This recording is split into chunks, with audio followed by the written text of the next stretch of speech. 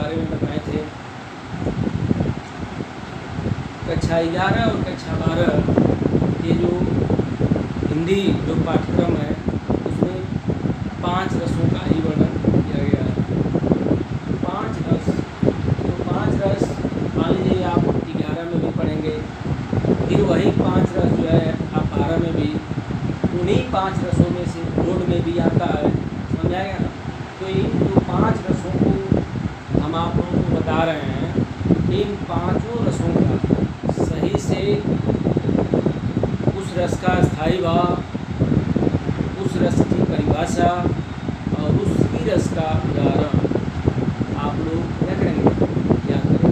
तो इसको लिख रहे हैं, इसके पहले भी बताए थे, फिर उसी को बता रहे हैं। आप लोग उसे पढ़ेंगे और पढ़ के याद करेंगे, ठीक है। आज में दूसरा रस यानी इसका नाम है क्या, वीर रस। क्या नाम है, वीर रस। तो वीर रस का जो स्थायी भाव होता है वह क्या है, उत्साह। वीर रस का स्थायी भाव क्या है, उत्साह। इसकी परिभाषा है कि शत्रु का उत्कर्ष, ठीक है। देखिए, शत्रु का उत्कर्ष, तीनों की दुर्दशा, धर्म की हानि आदि को देख कर। जैसे मान लीजिए शत्रु डरते हैं, तो शत्रु जो ताकतवर होता है, दीन का मतलब होता है दुखी को सताता है, या जो धर्म को हानि पहुंचाता है, समझ लीजिए।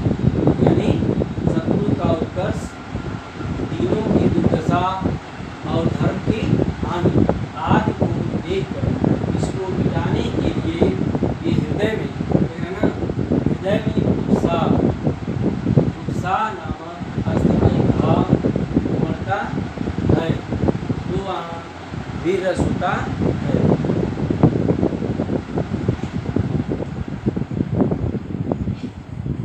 देखिए, वीर रस का स्थायी भाव जो है क्या है, उत्साह है, ठीक। वीर रस का अस्थायी भाव उत्साह है, और इसकी परिभाषा है कि शत्रु का उत्कर्ष, दीनों की दुर्दशा, धर्म की हानि आदि को देखकर, ठीक ना, इसको मिटाने के लिए हृदय में उत्साह नामक अस्थायी भाव उमड़ता है, वहाँ वीर रस होता है। फिर एक बार देखिए, वीर रस का स्थायी भाव उत्साह होता है, ठीक।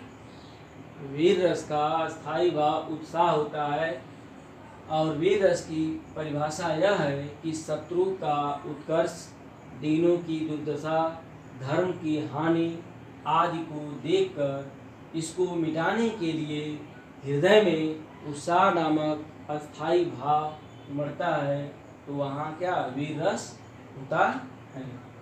उदाहरण है कि मैं सत्य कहता हूँ सखे, सुकुमार मत जानो मुझे, यमराज से भी युद्ध में प्रस्तुत सदा मानो मुझे। देखिए, यहाँ पहले ही उत्साह, वीर का अस्थायी भाव क्या है, उत्साह। देखिए, जो यानी दीनों की दुर्दशा और धर्म की हानि, जो शत्रु यानी उसे क्या करता है, कष्ट देता है, और उसको मिटाने के लिए यानी उसको बचाने के लिए जिसके हृदय में यही उत्साह नामक जो अस्थायी भाव उमड़ता है, उसे ही हम वीर रस कहते हैं। जैसा कि आप लोग जानते ही हैं, कोई गरीब, कोई दुखी आदमी को कोई ताकतवर आदमी जो सताता है और जो उसको बचाता है, उसे देखकर जिसके हृदय में एक शक्ति उत्पन्न होती है, उत्साह उत्पन्न होता है, उसे हम क्या कहते हैं, वीर रस कहते हैं, या उसे वीर कहते हैं। समझ आ गया ना। तो देखिए, ये इसका उदाहरण है कि मैं सत्य कहता हूँ सके, सुकुमार मत जानो मुझे। यानी जो अभिमन्यु, इसको लिखने वाले हैं मैथिली शरण गुप्त। ये जो पद है इसको लिखने वाले हैं कौन, मैथिली शरण बुध। अरे मैं सत्य कहता हूँ सखे सुकुमार मत जानो मुझे। वह यानी मैथिली शरण गुप्त जी कह रहे हैं कि अभिमन्यु जो है अपने सारथी से कहता है, अभिमन्यु अपने सारथी से कहता है कि मैं सत्य कहता हूँ मित्र। अभिमन्यु अपने मित्र से कहता है कि मैं सत्य कहता हूँ मित्र कि तुम सुकुमार का मतलब होता है क्या? कोमल, कमजोर। कह रहे हैं कि तुम मुझे यानी कमजोर या कोमल मत जानो। तुम यह मत जानो कि हम क्या हैं, कमजोर हैं। कह रहे हैं कि मैं तुमसे क्या सत्य कहता हूँ। कह रहे मैं तुमसे सत्य कहता हूँ मित्र कि तुम मुझे कमजोर मत समझो। समझा क्या ना? तुम मुझे कमजोर या नादान मत समझो। करे यमराज से भी युद्ध में प्रस्तुत सदा मानो मुझे।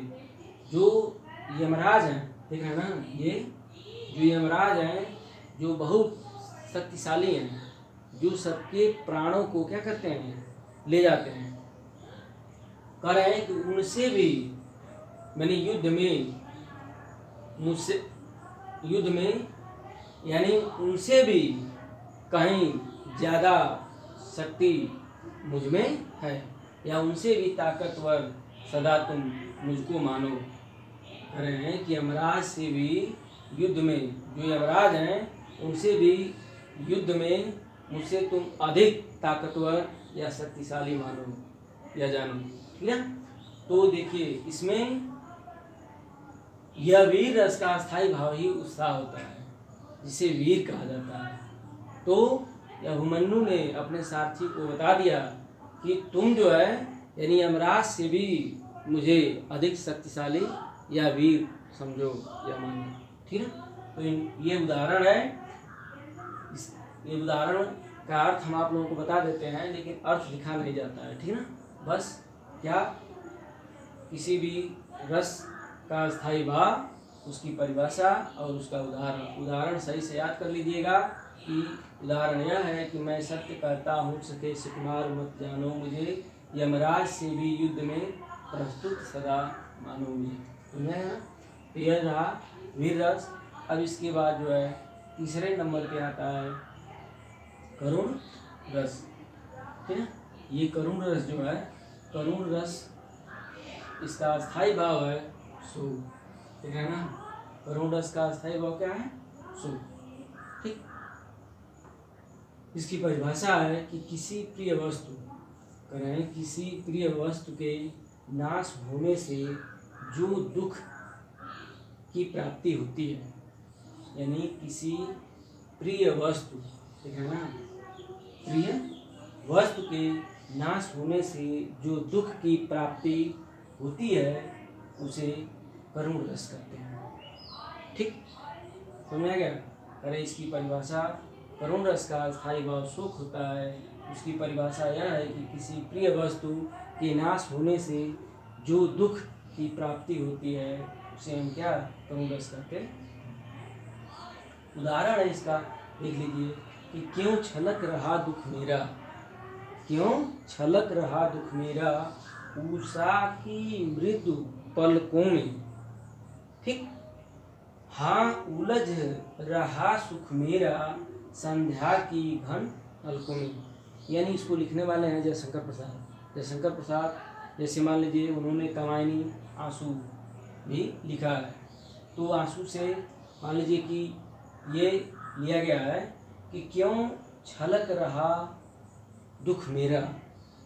जयशंकर प्रसाद जी कह रहे हैं कि क्यों, करें कि क्यों छलक रहा दुख मेरा, यानी करें कि आज न जाने कि इतना मैंने मेरा दुख जो है क्या मैंने छलक रहा है, या मेरे दुख के कारण मेरे आँखों से पानी जो है क्या गिर रहा है।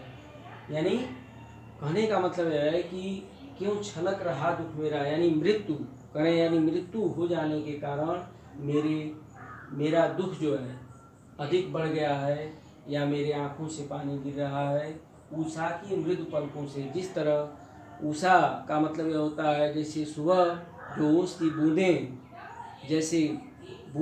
जैसे पलकों से पानी टपकता है, वैसे जो है वह प्रतीत होते हैं। ठीक वैसे दुख के कारण जो है मेरे आँखों से क्या पानी गिर रहा है। हा उलझ रहा सुख मेरा, अरे हा विस्मय सूचक, देख रहे ना। अब यहाँ जो है देखिए सुख, यहाँ स्थायी भाव क्या है, सुख ना। करें हाँ उलझ रहा सुख मेरा, जिसके कारण जो है यह मेरा यानी सुख जो है उसमें क्या हो गया है, उलझ गया है। जो मेरा जो सुख है उसमें उलझ गया है।